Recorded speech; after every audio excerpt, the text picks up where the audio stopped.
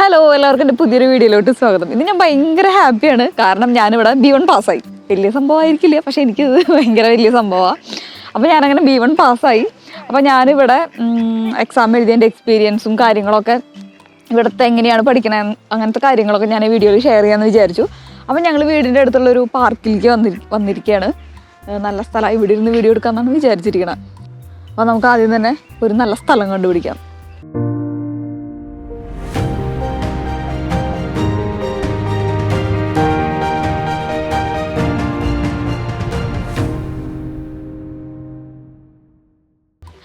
അപ്പോൾ നമ്മളിങ്ങനെ സ്ഥലം കണ്ടുപിടിക്കാമെന്ന് വിചാരിച്ച് വന്നത് എത്തിപ്പെട്ടത് ഒരു സെമിത്തേരിയിലാട്ടോ.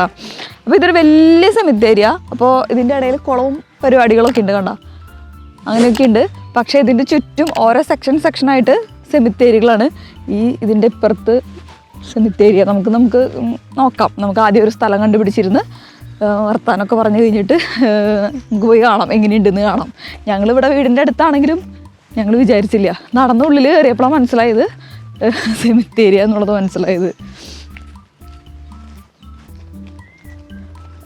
നിങ്ങൾക്ക് കാണാൻ പറ്റുന്നുണ്ടോ എനിക്കറിയില്ല. അവിടെ കാണുന്നത് സെമിത്തേരിയിലേക്കുള്ള ഒരു സെക്ഷനിലേക്കുള്ള ഒരു വഴിയാണ് അവിടെ കാണുന്നത്. ഈ ബാക്കിൽ കാണുന്നത് വേറെ സെക്ഷനിലേക്കുള്ളൊരു വഴിയാണ് സെമിത്തേരിയിലേക്കുള്ളത് കേട്ടോ. പക്ഷേ ഇതിൻ്റെ ഉള്ളിൽ ആൾക്കാർ നടക്കാൻ വരുന്നുണ്ട്, സൈക്കിൾ ഓടിക്കാൻ വേണ്ടിയിട്ട് വരുന്നുണ്ട്. പിന്നെ ഇതിൻ്റെ ഉള്ളിൽ ഒരു ചാപ്പലുണ്ടെന്ന് പറഞ്ഞു, നമുക്ക് നോക്കാം. അപ്പോൾ ഞാൻ നേരത്തെ പറഞ്ഞ പോലെ ഞാൻ B1 പാസ്സായി. ഞാനിവിടെ ഇൻ്റഗ്രേഷൻ കോഴ്സാണ് ചെയ്തുകൊണ്ടിരുന്നുണ്ടായിരുന്നത്. ഞാൻ പേടിയാവാം, നമ്മുടെ സെമിത്തേരിയിലാണല്ലോ, അതുകൊണ്ട് പേടിയാവാം സൗണ്ട് കേട്ടപ്പോൾ. അപ്പം ഞാൻ നാട്ടിൽ നിന്ന് സ്പൗസ് വിസയിലാണ് ഇവിടെ വന്നത്. അപ്പോൾ സ്പൗസ് വിസയിലൊക്കെ വരുന്ന ആൾക്കാർക്ക് ജർമ്മൻ പഠിക്കാൻ വേണ്ടിയിട്ടാണ് ഇവിടുത്തെ ഗവൺമെൻറ് പ്രൊവൈഡ് ചെയ്യുന്നൊരു സ്പൗസ് വിസയിൽ വരുന്ന ആൾക്കാർക്കും അതുപോലെ റെഫ്യൂജീസിനൊക്കെ ജർമ്മൻ പഠിക്കാൻ വേണ്ടിയിട്ട് അവർ പ്രൊവൈഡ് ചെയ്യുന്ന ഒരു കോഴ്സാണ് ഇൻ്റഗ്രേഷൻ കോഴ്സ് കേട്ടോ. അപ്പോൾ ഞാൻ കഴിഞ്ഞ വർഷം മാർച്ചിലാണ് language course integration course start ചെയ്തത്. അത് സ്റ്റാർട്ട് ചെയ്ത് കഴിഞ്ഞ് ഇപ്പോൾ ഇന്ന് മെയ് 1 തീയതി. അപ്പോൾ എൻ്റെ എക്സാം കഴിഞ്ഞ് ഇപ്പോൾ രണ്ട് മൂന്ന് ദിവസം മുന്നാണ് റിസൾട്ട് വന്നത്. അപ്പോൾ നമ്മളിവിടെ ജർമ്മൻ കോഴ്സ് പഠിക്കുമ്പോണ്ടല്ലോ, അപ്പോൾ നാട്ടിലുള്ള ആൾക്കാരുടെ അടുത്ത് ഇത് എന്ത് സാധനമാണിത്, ഞാൻ വർത്താനം പറയുമ്പോൾ മാത്രം അപ്പം ഞാനങ്ങനെ ഇവിടെ എത്തി കഴിഞ്ഞിട്ട് ഇൻ്റഗ്രേഷൻ കോഴ്സ് ഞാൻ കഴിഞ്ഞ വർഷം മാർച്ചിലാണ് ഞാൻ സ്റ്റാർട്ട് ചെയ്യണത്. അപ്പോൾ ഈ വർഷം ഏപ്രിൽ 5 ആയിരുന്നു എനിക്ക് എക്സാം. കഴിഞ്ഞ ആഴ്ച എനിക്ക് റിസൾട്ട് വന്നു. ഇന്ന് മെയ് 1 തീയതിയാണ് കേട്ടോ. അപ്പോൾ കഴിഞ്ഞ ഒരു 3-4 ദിവസം മുന്നേ എനിക്ക് റിസൾട്ട് വന്നു. ഞാനിവിടെ ഇൻ്റഗ്രേഷൻ കോഴ്സ് പഠിക്കുമ്പോൾ എനിക്കിപ്പോൾ 1 ഇയർ എടുത്തു B1 വരെ എത്താൻ വേണ്ടിയിട്ട്. കാരണം എന്താണെന്ന് വെച്ചിട്ടുണ്ടെങ്കിൽ നമ്മളിവിടെ ഇൻ്റഗ്രേഷൻ കോഴ്സ് പഠിക്കുമ്പോൾ നമുക്ക് ഇവിടുത്തെ സമ്മർ വെക്കേഷനൊക്കെ ഉണ്ടല്ലോ, സമ്മർ വെക്കേഷനും അതുപോലെ എല്ലാ വെക്കേഷൻസും നമുക്കും കിട്ടും. മറ്റുള്ള സ്കൂളിലെല്ലാം വെക്കേഷൻ ഉണ്ടാവുമല്ലോ, അതുപോലെ തന്നെ ആ എല്ലാ വെക്കേഷൻസും നമുക്കും കിട്ടും. അപ്പോൾ അതുകൊണ്ടാണ് ഇത്രയും ടൈം എടുക്കണത് ഇത് കഴിയാൻ വേണ്ടിയിട്ട്. നാട്ടിലൊക്കെ ഒരു 6 മാസം കൊണ്ട് 7 മാസം കൊണ്ടും ഒക്കെ വേറെ B1ഉം B2 ഒക്കെ പഠിപ്പിക്കുന്ന ഇൻസ്റ്റിറ്റ്യൂഷനൊക്കെ ഉണ്ട്. പക്ഷെ ഇവിടെ അങ്ങനെയല്ല. പിന്നെ അതല്ല, നമുക്ക് ഇപ്പം ഞാൻ പറഞ്ഞല്ലോ ഇൻ്റഗ്രേഷൻ കോഴ്സാണ് പഠിക്കണേന്ന് പറഞ്ഞല്ലോ, അത് ഗവൺമെൻറ്റാണ് പ്രൊവൈഡ് ചെയ്യണമെന്ന് പറഞ്ഞു. അപ്പോൾ അതിലെങ്ങനെയാണെന്ന് വെച്ചിട്ടുണ്ടെങ്കിൽ, അപ്പോൾ ഈ കോഴ്സ് നമുക്ക് ഇൻ്റഗ്രേഷൻ കോഴ്സ് ഗവൺമെൻറ് പ്രൊവൈഡ് ചെയ്യുമ്പോൾ ഹാഫ് എമൗണ്ട് പഠിക്കാനുള്ള ഹാഫ് എമൗണ്ട് ഗവൺമെൻറ്റാണ് നമുക്ക് അടയ്ക്കുന്നത്. ബാക്കിയുള്ള ഹാഫാണ് നമ്മൾ അടയ്ക്കുന്നത്. അപ്പോൾ ജയിച്ചു കഴിഞ്ഞിട്ടുണ്ടെങ്കിൽ നമുക്ക് നമ്മൾ അടച്ചിട്ടുള്ള പൈസ ഉണ്ടല്ലോ, അപ്പോൾ അതിൻ്റെ ഹാഫ് നമുക്ക് തിരിച്ചു കിട്ടും. ഈ ഇൻ്റഗ്രേഷൻ കോഴ്സ് ആയതുകൊണ്ട് അങ്ങനെ. അതല്ല, നമുക്ക് സ്വന്തമായിട്ട് വേണമെന്ന് വെച്ചിട്ടുണ്ടെങ്കിൽ ഇപ്പോൾ ഓൺലൈനായിട്ടോ ഇല്ലെങ്കിൽ വേറെ പ്രൈവറ്റായിട്ടോ ഒക്കെ നമുക്ക് പഠിക്കാൻ പറ്റും, ലാംഗ്വേജ് കോഴ്സ് പഠിക്കാൻ പറ്റും. അപ്പോൾ അങ്ങനെയാണെന്ന് വെച്ചിട്ടുണ്ടെങ്കിൽ നമുക്ക് ഫാസ്റ്റായിട്ട് വേഗം പഠിക്കണം എന്നുണ്ടെങ്കിൽ അങ്ങനെയും പഠിക്കാം കേട്ടോ. ഞാൻ പഠിച്ചത് ഇൻ്റഗ്രേഷൻ കോഴ്സ് ഇപ്പോൾ ഗവൺമെൻറ് പ്രൊവൈഡ് ചെയ്യണ ഇതായതുകൊണ്ടാണ് എനിക്ക് ഇത്രയും ടൈം എടുത്തത്. അപ്പോൾ വേഗം പഠിക്കണം എന്ന് താല്പര്യമുള്ളവരുണ്ട് എന്ന് വെച്ചിട്ടുണ്ടെങ്കിൽ നിങ്ങൾക്ക് അങ്ങനെയും പോകാം. പക്ഷേ നമ്മൾ സ്വന്തമായിട്ട് കയ്യിൽ നിന്ന് പൈസ ഇറക്കിയിട്ട് വേണം പഠിക്കാൻ. അപ്പോൾ ഞാൻ അവിടെ നിന്ന് പതുക്കെ എഴുന്നേറ്റ് കേട്ടോ. അവിടെ എനിക്ക് അത്ര സുഖം തോന്നിയില്ല, നമുക്ക് വേറെ സ്ഥലത്തേക്ക് പോവാം. അപ്പോൾ അതേ നമ്മളങ്ങനെ നടന്ന് ഒരു സ്ഥലം കണ്ടുപിടിച്ചു എന്ന് പറഞ്ഞില്ലേ, നല്ല അടിപൊളി സ്ഥലം കേട്ടോ. ഇത് നേരെ കാണുന്നത് കാണാൻ പറ്റുന്നുണ്ടോ, നേരെ അവിടെ കാണുന്ന അത് ഒരു ചാപ്പലാണ്. നല്ല അടിപൊളി സ്ഥലം.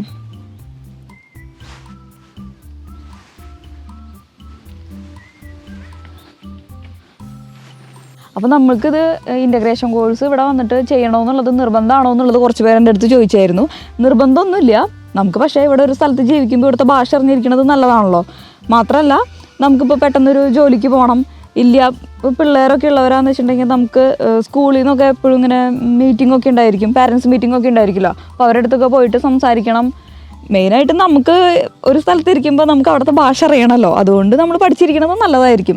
പിന്നെ അത് മാത്രമല്ല, ഇപ്പോൾ നമുക്കിത് കഴിഞ്ഞിട്ട് B1 പഠിച്ചു കഴിഞ്ഞിട്ടുണ്ടെങ്കിൽ നമുക്ക് PR ഒക്കെ കിട്ടാൻ B1 എന്തായാലും വേണം. ഇപ്പോൾ ജോലിയൊന്നും ഇല്ല എന്നുണ്ടെന്ന് ഒരാളാണെന്ന് വെച്ചിട്ടുണ്ടെങ്കിൽ നമുക്ക് ഇവിടെ 5 വർഷം ഇരിക്കണം, പ്ലസ് B1 ഉണ്ടെങ്കിൽ നമുക്ക് PR കിട്ടും. അപ്പോൾ ഇതൊക്കെ കൊണ്ടാണ് ഞാനും ഇവിടുത്തെ ഇൻ്റഗ്രേഷൻ കോഴ്സ് ചെയ്തതും B1 എടുത്തതും കേട്ടോ.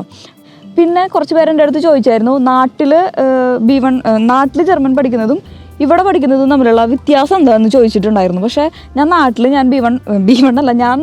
ലാംഗ്വേജ് പഠിച്ചിട്ടില്ല. ഞാൻ ഇവിടെ വന്നതിന് ശേഷമാണ് A1 തൊട്ട് സ്റ്റാർട്ട് ചെയ്യണേ. പ്രധാന വ്യത്യാസം എന്ന് പറയുന്നത്, നമ്മൾ നാട്ടിൽ പഠിക്കുമ്പോൾ നമുക്ക് B1 B2 വരെ പഠിച്ച് നമുക്ക് നിർത്താൻ പറ്റും. പക്ഷേ ഇവിടെ എങ്ങനെയാണെന്ന് വെച്ചിട്ടുണ്ടെങ്കിൽ ഇൻ്റഗ്രേഷൻ കോഴ്സ് ചെയ്യുമ്പോൾ എങ്ങനെയാണെന്ന് വെച്ചിട്ടുണ്ടെങ്കിൽ നമ്മൾ B1 കഴിഞ്ഞിട്ട് പ്ലസ് നമുക്കൊരു ഓറിയൻറ്റേഷൻ കോഴ്സ് ഉണ്ടായിരിക്കും. അതെന്താണെന്ന് വെച്ചിട്ടുണ്ടെങ്കിൽ ജർമ്മനിയിലത്തെ കൾച്ചറും പൊളിറ്റിക്സും കാര്യങ്ങളൊക്കെ ഉണ്ടല്ലോ, അതൊക്കെ അറിയാൻ വേണ്ടിയിട്ട് നമുക്ക് എക്സ്ട്രാ നമുക്കൊരു കോഴ്സ് ഉണ്ട്. അതും കൂടി നമ്മൾ ചെയ്യണം. അതും കൂടി ചെയ്ത് നമ്മൾ അതിനും പരീക്ഷയുണ്ട് കേട്ടോ. അതിനെ നമ്മളിവിടെ പറയുന്നത് ലേബൻ ഇൻ ഡോയ്ച്ച്ലാൻഡ് എന്ന് പറയാം. ആ എക്സാമും കൂടി ഉണ്ട് നമുക്ക്. ആ എക്സാമും കൂടി നമ്മൾ പാസ്സാവണം. അപ്പോഴാണ് നമുക്ക് സർട്ടിഫിക്കറ്റ് B1-ൻ്റെയും നമുക്ക് കിട്ടുള്ളൂ. അപ്പോൾ അതുകൊണ്ട് അതാണ് മെയിനായിട്ടുള്ളൊരു വ്യത്യാസം. പിന്നെ പഠിപ്പിക്കണതിലത്തെ വ്യത്യാസവും കാര്യങ്ങളൊക്കെ ഇവിടെ ജർമ്മനിലാണ് പഠിപ്പിക്കണത്. നമ്മുടെ നാട്ടിലാവുമ്പോൾ എന്തായാലും ഇംഗ്ലീഷിലോ അല്ലെങ്കിൽ മലയാളത്തിലോ പറഞ്ഞൊക്കെ തരുമല്ലോ. ഇവിടെ അങ്ങനെയൊന്നും പറഞ്ഞു തരില്ല. ഒരക്ഷരം പോലും ഞങ്ങളുടെ മിസ്സ് അറിയെങ്കിൽ പോലും ഞങ്ങളുടെ അടുത്ത് ഒരക്ഷരം പോലും ഇംഗ്ലീഷിൽ സംസാരിക്കായിരുന്നില്ല. എല്ലാം ജർമ്മനിൽ തന്നെയാണ്. ഡൗട്ട് ചോദിച്ചാലും എന്ത് ചോദിച്ചാലും നമ്മൾ സംസാരിക്കേണ്ടി വരിക. പിന്നെ ഇവിടെ അത് തന്നെയാണ് എനിക്ക് തോന്നുന്നത്, ഇവിടെ ജർമ്മൻ പഠിക്കുന്നത് കൊണ്ടുള്ള ഏറ്റവും വലിയ ഗുണം എന്ന് പറയുന്നതും അത് തന്നെയാണ്. കാരണം നമ്മൾ നിർബന്ധമായിട്ടും ജർമ്മനിൽ സംസാരിച്ചേ പറ്റൂ. മറ്റുള്ള സ്റ്റുഡൻസിൻ്റെ അടുത്തായാലും അല്ലെങ്കിൽ മിസ്സിൻ്റെ അടുത്തായാലും ഒക്കെ. നാട്ടിലാവുമ്പോൾ നമുക്ക് എന്തെങ്കിലും ചോദിക്കുകയാണെങ്കിൽ നമ്മൾ മലയാളത്തിലൊക്കെയല്ലേ നമ്മൾ ചോദിക്കുകയുള്ളൂ. ഇല്ല പുറത്ത് പഠിക്കുന്ന ആൾക്കാരാണെന്ന് വെച്ചിട്ടുണ്ടെങ്കിൽ, വേറെ ഏതെങ്കിലും സ്ഥലത്ത് പഠിക്കുന്ന ആൾക്കാരാണെന്ന് വെച്ചിട്ടുണ്ടെങ്കിൽ ഇംഗ്ലീഷിലോ അങ്ങനെ എന്തെങ്കിലും ചോദിക്കും. അപ്പോൾ അതാണ് എനിക്ക് തോന്നിയിട്ടുള്ള വ്യത്യാസം. പിന്നെ ഇവിടെ എക്സാമിൻ്റെയാണ് ഞാൻ മെയിനായിട്ട് പറയാൻ വേണ്ടിയിട്ട് വന്നത്. കാരണം എക്സാമിൽ ഒരു ചെറിയ വ്യത്യാസം ഞാൻ ചോദിച്ചറിഞ്ഞിടത്തോളം എനിക്ക് മനസ്സിലായി. കാരണം നാട്ടിൽ ഞാൻ പഠിച്ചിട്ടില്ല, ലാംഗ്വേജ് പഠിച്ചിട്ടില്ല. അപ്പോൾ നാട്ടിൽ പഠിച്ചിട്ടുള്ള കുറച്ച് പേരുടെ അടുത്ത് ഞാൻ ചോദിച്ചപ്പോൾ അവരെൻ്റെ അടുത്ത് പറഞ്ഞതും ഞാനിവിടെ എക്സ്പീരിയൻസും ചെയ്തിട്ടുള്ള വ്യത്യാസം എന്ന് പറയുന്നത് എക്സാമിലാണ് കേട്ടോ. എക്സാമിൽ നമുക്ക് എനിക്ക് ഒരു പാർട്ട് എനിക്ക് കുറവായിട്ട് തോന്നി. കാരണം നമുക്ക് ഒരു നമുക്കൊരു എക്സാമിന് നമുക്ക് ആദ്യത്തെ ഇതെന്ന് പറയുന്നത് 3 പാർട്ടാണ് നമുക്കുള്ളത്. കെറോൺ ഉണ്ടായിരിക്കും, ലേസൺ ഉണ്ടായിരിക്കും, അതുപോലെ ഷ്രൈബൻ ഉണ്ടായിരിക്കും. അത് സെയിം തന്നെയാണ്. പിന്നെ അതല്ലാതെ നമുക്ക് സ്പീക്കിംഗ് ഉണ്ടായിരിക്കുമല്ലോ. അപ്പോൾ സ്പീക്കിങ്ങിൽ ആദ്യത്തെ പാർട്ട് എന്ന് പറയുന്നത് നമ്മുടെ സെൽഫ് ഇൻട്രൊഡക്ഷനാണ് വരുന്നത്. അത് കഴിഞ്ഞ് നാട്ടിൽ പഠിച്ച ആൾക്കാർ പറഞ്ഞിട്ടുണ്ട് എൻ്റെ അടുത്ത്, അവരിതുപോലെ ഒരു ചെറിയ കാർഡ് പോലെ ഉണ്ടായിരിക്കും. അപ്പോൾ അതിൽ നിന്ന് എന്തെങ്കിലും ഒരെണ്ണെടുത്തിട്ട് നമ്മുടെ പേരൻ്റെ അടുത്ത് നമ്മൾ എന്തെങ്കിലും ഒരു ക്വസ്റ്റ്യനോ അങ്ങനെ എന്തെങ്കിലും ചോദിക്കണം എന്ന് ഞാൻ കേട്ടിട്ടുണ്ട്. പക്ഷേ ഇവിടെ ഞങ്ങൾക്ക് ഉണ്ടായിരുന്നില്ല. പിന്നെ നമുക്ക് സെൽഫ് ഇൻട്രൊഡക്ഷൻ കഴിയുമ്പോൾ നമ്മുടെ അടുത്ത് നമ്മൾ പറഞ്ഞ കാര്യങ്ങളൊക്കെ അവർ ശ്രദ്ധിക്കുമല്ലോ. അത് ശ്രദ്ധിച്ചതിൽ നിന്ന് അവരെന്തെങ്കിലും നമ്മൾ പറഞ്ഞിട്ടുള്ള കാര്യങ്ങൾ കേട്ടിട്ട് അവിടെ ഇരിക്കുന്ന 2 പേരുണ്ടായിരിക്കും, പ്രൂഫ് റീഡർ ഉണ്ടായിരിക്കും. അപ്പോൾ അവർ നമ്മുടെ അടുത്ത് എന്തെങ്കിലും 2-3 ക്വസ്റ്റ്യൻ ചോദിക്കും. അപ്പം ഞാനുണ്ടായിരുന്നു, എൻ്റെ കൂടെ ഇസബെല്ലുണ്ടായിരുന്നു. അപ്പോൾ എൻ്റെ അടുത്ത് ഞാൻ പറഞ്ഞത് വെച്ചിട്ട് എൻ്റെ അടുത്ത് 2-3 ക്വസ്റ്റ്യൻസ് ചോദിച്ചായിരുന്നു. അതുപോലെ തന്നെ അവളുടെ അടുത്തും 2-3 ക്വസ്റ്റ്യൻസ് എക്സ്ട്രാ അവർ ചോദിച്ചായിരുന്നു. അപ്പോൾ അതിന് നമ്മൾ മറുപടി പറയണം. അത് ഞങ്ങളുടെ അടുത്ത് മിസ്സ് പ്രത്യേകം പറഞ്ഞിട്ടുണ്ടായിരുന്നു, ഇങ്ങനെ ചോദിക്കും, അപ്പോൾ നിങ്ങളത് പറയണം എന്ന് പറഞ്ഞിട്ടുണ്ടായിരുന്നു. പിന്നെ സെൽഫ് ഇൻട്രൊഡക്ഷൻ കഴിഞ്ഞിട്ട് വരുന്നത് എന്ന് പറയുന്നത് നമുക്കൊരു ഫോട്ടോ തന്നിട്ട് ആ ഫോട്ടോയിൽ എന്താണ് നമ്മൾ കാണുന്നത് എന്നുള്ളത് നമ്മൾ പറയണം. ജസ്റ്റ് ഒന്ന് ചുരുക്കി പറയണം.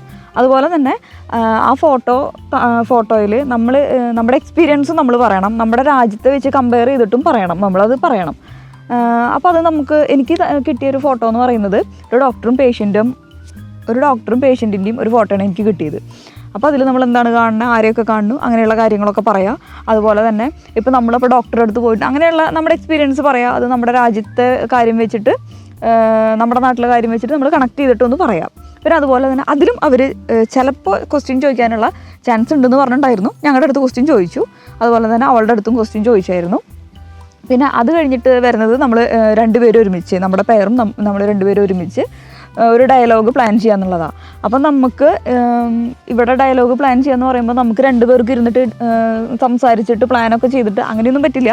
അവരൊരു പേപ്പർ തരും, 2 പേർക്കും സെയിം പേപ്പർ തരും, എന്താണ് സിറ്റുവേഷൻ എന്നുള്ളതിൻ്റെ ഒരു പേപ്പർ തരും. നമ്മളത് വായിച്ചിട്ട് അവർ നമ്മളോട് ചോദിക്കും, തുടങ്ങാറായോ എന്ന് ചോദിക്കും.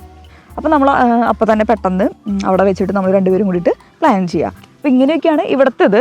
ഇനി നാട്ടിൽ എങ്ങനെയാണെന്നുള്ളത് എനിക്കറിയില്ല. സ്പീക്കിങ്ങിൻ്റെ സെക്ഷനിൽ നാട്ടിൽ എങ്ങനെയാണെന്നുള്ളത് എനിക്ക് അറിയില്ല. അപ്പോൾ എനിക്ക് ഈ എക്സാം എഴുതാൻ പോണ സമയത്ത് നല്ല ടെൻഷനായിരുന്നു. കാരണം B1 വരെ പഠിച്ചു എന്ന് പറഞ്ഞാൽ B1 വരെ ഞങ്ങൾ ഒന്നാമത്തെ കാര്യം എത്തിയിട്ടുണ്ടായിരുന്നില്ല. B1 start ചെയ്തിട്ടുണ്ടായിരുന്നുള്ളൂ. അപ്പോഴേക്കാണ് നമുക്ക് ഈ എക്സാം കൊണ്ടുവച്ചത്. അപ്പോൾ ഇത് കിട്ടുമെന്നുള്ള ഭയങ്കര ടെൻഷൻ ഉണ്ടായിരുന്നു. അതുകൊണ്ട് ഞാൻ കുറേ അധികം നേരം ഇതിന് വേണ്ടിയിട്ട് യൂട്യൂബിലൊക്കെ നോക്കി എങ്ങനെയാണ് എക്സാമിൻ്റെ കാര്യങ്ങളെന്നൊക്കെ നോക്കി കുറേ ഞാനിരുന്ന് ഇത് ചെയ്തു കേട്ടോ, പ്രാക്ടീസ് ചെയ്തു. അതുപോലെ തന്നെ നമുക്ക് എക്സാം ഡേറ്റ് തന്ന സമയത്ത് നമ്മുടെ അടുത്ത് മിസ് ആ സമയത്ത് പറഞ്ഞു, ഒരു മാസം മുന്നേ പറഞ്ഞു, നിങ്ങൾ ആരുടെ കൂടെയാണ് എക്സാം, സ്പീക്കിംഗ് മാത്രം ഡയലോഗ് ഒരുമിച്ച് ചെയ്യണത് ആരുടെ കൂടെയാണ് നിങ്ങൾക്ക് താല്പര്യം എന്നുണ്ടെങ്കിൽ നിങ്ങൾ ആരെ ഇപ്പോൾ തന്നെ ചൂസ് ചെയ്തോളാൻ പറഞ്ഞു. അപ്പോൾ ഞങ്ങൾ രണ്ടുപേരും വേഗം ഞങ്ങൾ ചെയ്യാം എന്ന് പറഞ്ഞിട്ട് ഏറ്റെടുത്തു. കാരണം ഇവിടെ നമുക്ക് അങ്ങനെ സെലക്ട് ചെയ്യാൻ പറ്റും ആരുടെ കൂടെയാണ് നമ്മൾ എക്സാം എഴുതണത് എന്നുള്ളത് നമുക്ക് സെലക്ട് ചെയ്യാൻ പറ്റും. നാട്ടിൽ നമുക്ക് അങ്ങനെ പറ്റില്ല എന്ന് തോന്നുന്നുണ്ട്. നമ്മൾ വേറെ ഡൽഹിയിലോ എവിടെയൊക്കെ പോയിട്ടല്ല എക്സാം എഴുതണം. അപ്പോൾ നമുക്ക് പറ്റില്ല എന്ന് തോന്നുന്നു. പിന്നെ അതുപോലെ എനിക്ക് ടെൻഷൻ വരാനുള്ള കാരണം എന്താണെന്ന് വെച്ചിട്ടുണ്ടെങ്കിൽ ഞങ്ങളുടെ ക്ലാസ്സിൽ ഞങ്ങൾ A2 കഴിഞ്ഞ സമയത്ത് A2 കഴിയാറായ സമയത്ത് ഒരു 5-6 പേര് പുതിയതായിട്ട് വന്ന് ജോയിൻ ചെയ്തു. അപ്പോൾ അവരൊക്കെ ഓൾറെഡി എക്സാം എഴുതി കഴിഞ്ഞിട്ട് കിട്ടിയില്ല. 1 മാർക്കിന് 2 മാർക്കിനൊക്കെ പോയവരാണ് വന്നിരിക്കണത്. അപ്പോൾ അവരൊക്കെ നല്ല അടിപൊളിയായിട്ട് സംസാരിക്കുന്നുണ്ട്. അപ്പോൾ എനിക്ക് ടെൻഷൻ, ഇത്രയും നന്നായി സംസാരിക്കണേ ഇവർക്ക് കിട്ടിയില്ലേ, അങ്ങനെയാണ് എൻ്റെ മനസ്സിൽ. അപ്പോൾ എനിക്കൊന്നും കിട്ടില്ല. പിന്നെ ആദ്യത്തെ വട്ടം നമ്മൾ എഴുതി പാസ്സാവാന്ന് വെച്ചിട്ടുണ്ടെങ്കിൽ നമ്മൾ അടച്ച പൈസ നമുക്ക് തിരിച്ചു കിട്ടും. ഇല്ലയെന്നുണ്ടെങ്കിൽ നമ്മുടെ പൈസ നമുക്ക് കയ്യിൽ നിന്ന് പോയത് നമുക്ക് കിട്ടില്ല. അപ്പോൾ അതുകൊണ്ട് എനിക്കത് നമ്മുടെ പൈസ കയ്യിൽ നിന്ന് പോയത് തിരിച്ചു പിടിക്കണം എന്നുള്ളൊരു ആഗ്രഹം ഉണ്ടായിരുന്നു. ഫസ്റ്റ് അറ്റംപ്റ്റിൽ തന്നെ എനിക്ക് എഴുതി കിട്ടണമെന്നും ആഗ്രഹം ഉണ്ടായിരുന്നു. അപ്പോൾ അതുകൊണ്ടാണ് ഞാൻ പിന്നെ കുറേ നാളെ നമുക്ക് വീഡിയോസൊക്കെ ഇടയ്ക്കൊക്കെ മാസത്തിൽ 2 വീഡിയോ അങ്ങനെയൊക്കെയായി ഇടണത്. അപ്പോൾ ഇതായിരുന്നു സംഭവം, എക്സാം ആയിരുന്നു. അപ്പോൾ ജയിച്ചപ്പോൾ ഭയങ്കര സന്തോഷമായി. നാട്ടിൽ നിന്ന് ഇവിടെ കുറേ പേര് സ്പൗസായിട്ട് വന്നിട്ടുണ്ട്. അപ്പോൾ അവരൊക്കെ ഇൻ്റഗ്രേഷൻ കോഴ്സ് നാട്ടിൽ നിന്ന് ചെയ്യണോ ഇവിടെ ചെയ്യണോ എന്നൊക്കെ ഭയങ്കരമായിട്ട് കൺഫ്യൂഷനായിട്ട് ഇരിക്കുന്ന ആൾക്കാരുണ്ടായിരിക്കും.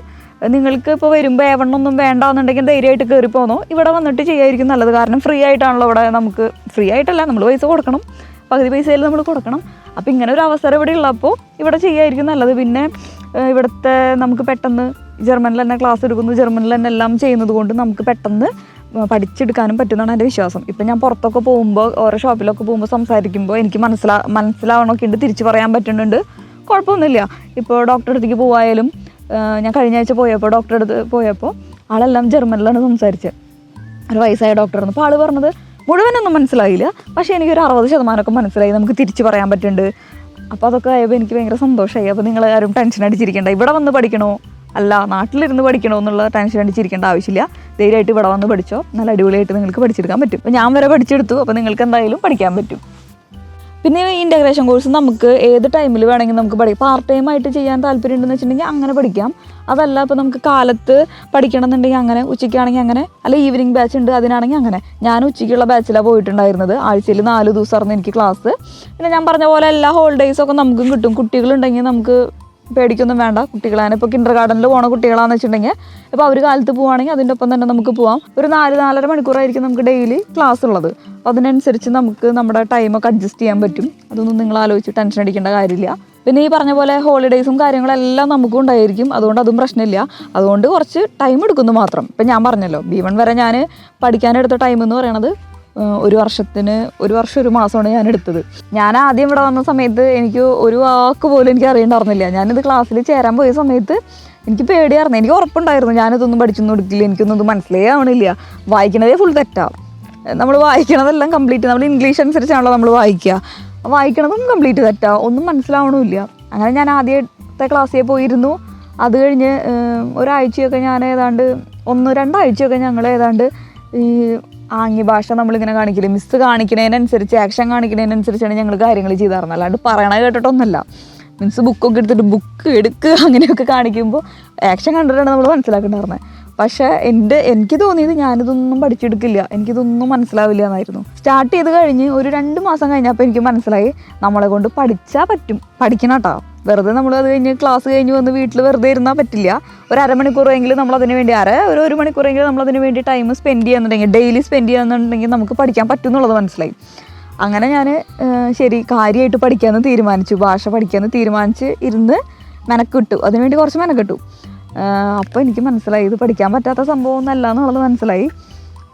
അങ്ങനെ ഞാൻ ഇപ്പോഴൊക്കെ എനിക്ക് പുറത്തൊക്കെ പോകുമ്പോൾ ഞാൻ പറഞ്ഞ പോലെ എനിക്ക് കേട്ടാലൊക്കെ മനസ്സിലാവും. അത്യാവശ്യം തിരിച്ച് പറയാം, അത്യാവശ്യമല്ല പറയണ കാര്യമൊക്കെ നമുക്ക് തിരിച്ച് പറയാൻ പറ്റും. ഞാൻ തിരിച്ച് പറയണത് കേട്ടിട്ടുണ്ടെങ്കിൽ അവരതിനനുസരിച്ച് ഉത്തരം തരുമ്പോൾ എനിക്ക് മനസ്സിലാവുന്നുണ്ട്, ഓ ഞാൻ പറയണ കാര്യം അവർക്ക് മനസ്സിലായി എന്നുള്ളത് മനസ്സിലാവുന്നുണ്ട്. അതുപോലെ ഞങ്ങൾ ക്ലാസ്സിൽ ആദ്യം ഇരിക്കുമ്പോൾ ആദ്യത്തെ ഒരു 3-4 മാസമൊക്കെ നമ്മൾ ഇങ്ങനെ ബാക്കിയുള്ള ആൾക്കാർക്ക് ഉക്രൈൻകാരാണല്ലോ, അപ്പോൾ അവർക്കൊന്നും ഒട്ടും ഇംഗ്ലീഷ് അറിയണ്ടായിരുന്നില്ല. അപ്പോൾ നമുക്ക് സംസാരിക്കുന്ന വെച്ചിട്ടുണ്ടെങ്കിൽ നമുക്ക് തീരെ നിവൃത്തി ഉണ്ടായിരുന്നില്ല. പിന്നെ ഞങ്ങൾ ക്ലാസ്സിൽ ഇങ്ങനെ പതുക്കെ നമ്മൾ കേട്ട് ഓരോന്ന് നമ്മൾക്ക് കേൾക്കുമ്പോൾ നമുക്ക് മനസ്സിലാവുമല്ലോ, ഇങ്ങനെയാണ് ചോദിക്കണേ, എങ്ങനെയാണ് പറയണേ എന്നുള്ളത് മനസ്സിലാവുമല്ലോ. അപ്പോൾ നമ്മൾ ആ പഠിച്ച സംഭവം തന്നെ നമ്മൾ എപ്പോഴും യൂസ് ചെയ്യുക, സംസാരിക്കുമ്പോൾ നമ്മളിങ്ങനെ യൂസ് ചെയ്യുക. പഠിക്കുന്ന പുതിയ വേർഡ്സ് ആയാലും പുതിയ ഇതായാലും അങ്ങനെ നമ്മൾ പഠിക്കുന്ന കാര്യങ്ങൾ തന്നെ നമ്മൾ ഡെയിലി സംസാരിക്കുമ്പോഴൊക്കെ ആ വെർബായാലും എന്തായാലും യൂസ് ചെയ്യണ കാരണം കൊണ്ട് നമ്മൾ പിന്നെ അത് മറക്കണില്ല. അങ്ങനെയൊക്കെ കുറേ സംഭവങ്ങളൊക്കെ ഉണ്ട്. അപ്പോൾ ഇപ്പോഴൊക്കെ നമ്മൾ ക്ലാസ്സിൽ സംസാരിക്കുമ്പോൾ കുട്ടികളുടെ അടുത്തെല്ലാം സംസാരിക്കുമ്പോൾ, കുട്ടികളല്ല വലിയ ആൾക്കാരാണ് ഞങ്ങൾ സംസാരിക്കുമ്പോൾ ജർമ്മനിലാണ് സംസാരിക്കണത്. ഇസബലിൽ ഞാൻ സംസാരിക്കുമ്പോൾ വരെ ഇപ്പോൾ ജർമ്മനിലാണ് സംസാരിക്കണത്. ഏതെങ്കിലും നമുക്ക് കിട്ടണില്ല എന്നുണ്ടെങ്കിൽ ഞങ്ങളപ്പോൾ തന്നെ ഗൂഗിളിൽ ട്രാൻസ്ലേറ്റിൽ നോക്കും, അതെന്താണെന്നുള്ളത് അടിച്ചു കൊടുത്ത് നോക്കും. തീരെ കിട്ടണില്ല എന്നുണ്ടെങ്കിൽ ഞങ്ങൾ ആ ഒരു വേർഡ് എന്താണെന്ന് വെച്ചിട്ടുണ്ടെങ്കിൽ ഞങ്ങളത് ചിലപ്പോൾ ഇംഗ്ലീഷിൽ പറയും. അങ്ങനെയൊക്കെയാണ്. ഞങ്ങളുടെ ക്ലാസ്സിൽ 22 പേരുണ്ടായിരുന്നു. പ്ലസ് പുറത്തുനിന്ന് ഒരു 8-9 പേര് എക്സാം എഴുതിയിട്ടുണ്ടായിരുന്നു. അങ്ങനെ ആകെ 30-something പേരാണ് ഉണ്ടായിരുന്നത് എക്സാം എഴുതാൻ വേണ്ടിയിട്ട്. അതിൽ 8 പേരാണ് പാസ്സായത്. അതിൽ 7 പേര് ഞങ്ങളുടെ ക്ലാസ്സിലെത്തിയാണ്. ഒരാളാണ് പുറത്തുനിന്നുള്ളതിൽ ഒരാളാണ് പാസ്സായത്. പിന്നെ കുറേ ആൾക്കാർ ജസ്റ്റ് ഒരു മാർക്കിനും 2 മാർക്കിനൊക്കെ പോയിട്ടുള്ള ഒരുപാട് പേരുണ്ട്. അതൊക്കെ കാണുമ്പോൾ നമുക്ക് ഭയങ്കര എന്താ പറയുക, അയ്യോ 1 മാർക്കിനല്ലേ പോയി ഇങ്ങനെ തോന്നും. അങ്ങനെ അപ്പോൾ ഇങ്ങനെയാണ് ഞാനിവിടെ ജർമ്മൻ പഠിച്ചത്. എൻ്റെ ഒരു ജർമ്മൻ ലേണിംഗ് എക്സ്പീരിയൻസ് അതായിരുന്നു. ഇനി ഞാൻ B2 ചെയ്യണമെന്നാണ് ഞാൻ വിചാരിച്ചിരിക്കുന്നത്. അപ്പോൾ ഇപ്പോൾ സമ്മർ വെക്കേഷനൊക്കെ കഴിഞ്ഞിട്ട് B2 ചേരാമെന്നാണ് ഞാൻ വിചാരിച്ചിരിക്കുന്നത്. ഇനി നമുക്ക് അങ്ങനെ പെട്ടെന്ന് പോയിട്ട് അങ്ങനെ ചേരാൻ പറ്റില്ല. പിന്നെ ഒരു കാര്യമുണ്ട് കേട്ടോ, നമ്മളിപ്പോൾ B1 ജയിച്ച് കഴിഞ്ഞ് ഇവിടെ നമ്മൾ വേഗം തന്നെ നമ്മൾ B2 നമ്മൾ അപ്ലൈ ചെയ്യണം. ഒരു 6 മാസത്തിനുള്ളിൽ ഈ സർട്ടിഫിക്കറ്റ് കിട്ടി ഒരു 6 മാസത്തിനുള്ളിൽ നമ്മൾ B2 അപ്ലൈ ചെയ്യണം. ഇല്ലയെന്നുണ്ടെങ്കിൽ നമ്മൾ രണ്ടാമത് നമ്മൾ ഈ ക്ലാസ്സിന് പോകേണ്ടി വരും. ഞങ്ങളുടെ ക്ലാസ്സിൽ എനിക്കിത് അറിയില്ലായിരുന്നു. ഞങ്ങളുടെ ക്ലാസ്സിൽ ഒരു ചേച്ചി ഇതുപോലെ തന്നെ വന്നു. അപ്പോൾ ആൾക്ക് ഓൾറെഡി B1 ഉണ്ട്. അപ്പോൾ ഞങ്ങൾ വിചാരിച്ചു B1 ഉള്ള ആളെന്തിനാ പിന്നെയും വന്ന് ക്ലാസ്സിൽ ഇരിക്കണമെന്ന് ചോദിച്ചു. പറഞ്ഞു 1.5 മാസം ഇരിക്കണം, കാരണം ആൾ B1 പാസ്സായിട്ട് 6 മാസത്തിന് മേലെയായി. അതിന് ശേഷമാണ് B2 പഠിക്കാമെന്നുള്ള തീരുമാനത്തിൽ എത്തിയത്. അപ്പോൾ B2 പഠിക്കാൻ പോയപ്പോൾ അങ്ങനെ പറഞ്ഞു, ഉക്രൈൻ ലേഡിയായിരുന്നു അത്. അപ്പോൾ പറഞ്ഞു, നിങ്ങൾ B1 പാസ്സായിട്ട് ഇത്രയും നാളായി, അപ്പോൾ അതുകൊണ്ട് നിങ്ങൾ ക്ലാസ്സിൽ പോയിട്ട് 1.5 മാസം കണ്ടിരിക്കണം എന്ന് പറഞ്ഞു. അപ്പോൾ ഞങ്ങളുടെ കൂടെ അങ്ങനെ വന്ന് കുറച്ച് നാൾ ആളുണ്ടായിരുന്നു. അങ്ങനെ അപ്പോൾ ഞാനെന്തായാലും B2 ചെയ്യാമെന്ന് വിചാരിച്ചിട്ടുണ്ട്. അപ്പോൾ ഇങ്ങനെയൊക്കെയാണ് എൻ്റെ ജർമ്മൻ ലേണിംഗ് എക്സ്പീരിയൻസ്. അപ്പോൾ ഇനി നമുക്ക് ഈ പാർക്കും കാര്യങ്ങളൊക്കെ പോയി കണ്ടാലോ?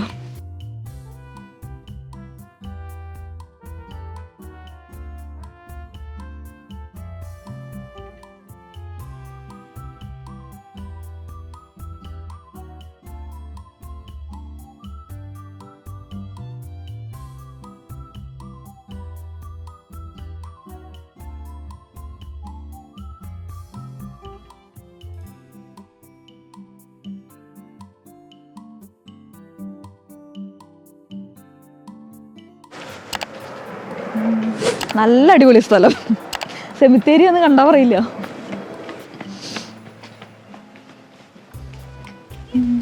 ഇവിടെയൊക്കെ വെഡിങ് ഒക്കെ ഇതാവൂല ചെയ്യോ?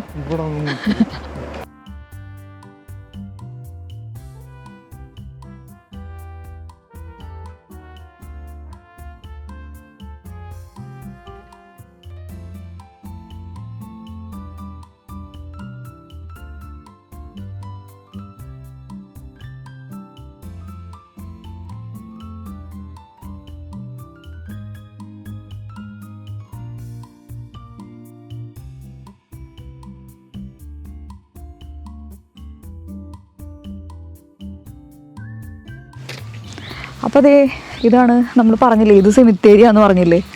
അപ്പോൾ അതെ ഞാൻ ജസ്റ്റ് ഒന്ന് കാണിച്ചു തരാം. കുറേ നേരം നിൽക്കാനുള്ള ധൈര്യം എനിക്കില്ല.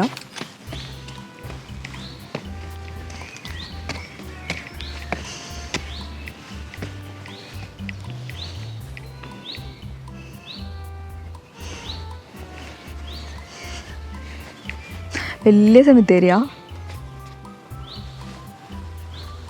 ഇത്, വലിയൊരു സെമിത്തേരിയ കേട്ടോ. അവിടെ ഉണ്ട്, ഞാൻ പറഞ്ഞില്ലേ ഓരോ സെക്ഷനായിട്ടാണ് വെച്ചിരിക്കണേന്ന് പറഞ്ഞില്ലേ. അപ്പോൾ അതെ ഈ സൈഡിൽ ഓപ്പോസിറ്റ് സൈഡിലുണ്ട്. ജസ്റ്റ് ഞാൻ കാണിച്ചു തരാം.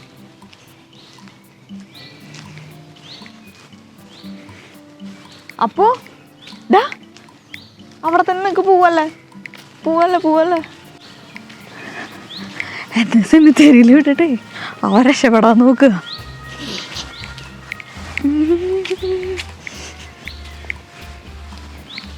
ദൈവമേ ദേ